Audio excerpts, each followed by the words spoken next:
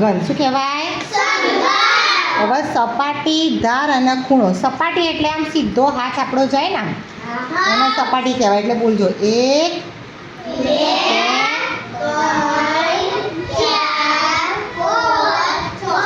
તો કેટલી સપાટી થઈ? 6. હવે ધાર. ધાર એટલે આ બે સપાટી આમ ભેગી થઈને આ જે ખૂણો બને ને એને ધાર કહેવાય. આ બે સપાટી ભેગી થાય તો એવું આ 1 સપાટી, 2 3 4 5 6 7 8 9 10 11 12.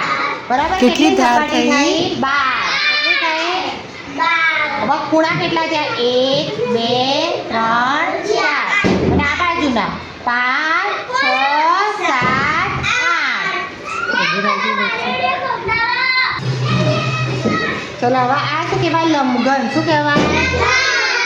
તો સપાટી કેટલી છે? 1 2 3 4. સીધો હાથ આમ જાય ને સપાટી કહેવાય.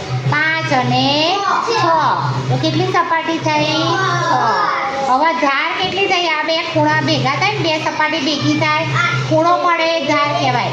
1 2 3 4 5 6 7 8 9 10 અને 11 ને 12. કેટલી ધાર થઈ? 12. કેટલી ધાર થઈ? અને ખૂણા કેટલા છે? 1 2 3 4 5 6 7 8. હવે આ શું કહેવાય? શંકુ. શું કહેવાય? હવે એની સપાટી કેટલી છે? તો આ 1 અને આ નીચે છે 2 સપાટી છે. કેટલી સપાટી છે? ખૂણો કેટલો છે? 1. ખૂણો કેટલો છે?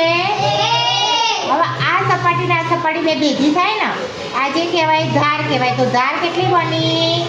1. સપાટી 2, ખૂણો 1 અને ધાર પણ 1. ચલો આ શું કહેવાય? નળાકાર. શું કહેવાય? સપાટી કેટલી થાય? આ એક આખી ગોળ છે 1, આ ઉપર 2 અને 3. તો સપાટી કેટલી થાય?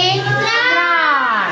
હવે ધાર કેટલી થાય? આ બે સપાટી ભેગી થઈને આ જે બની ગોળ એ 1 અને આ 2 એટલે કેટલી ધાર બની? અને આમાં એક ખૂણો છે એટલે 0. હવે આ શું છે? ગોળાકાર. ગોળાકાર. તો આમાં સપાટી કેટલી છે? આખી એક સપાટી છે. આમાં ધાર કોઈ છે? ખૂણો ક્યાંય છે? તો આમાં એક સપાટી, 0 ખૂણો અને 0 ધાર. ખબર પડી ગઈ?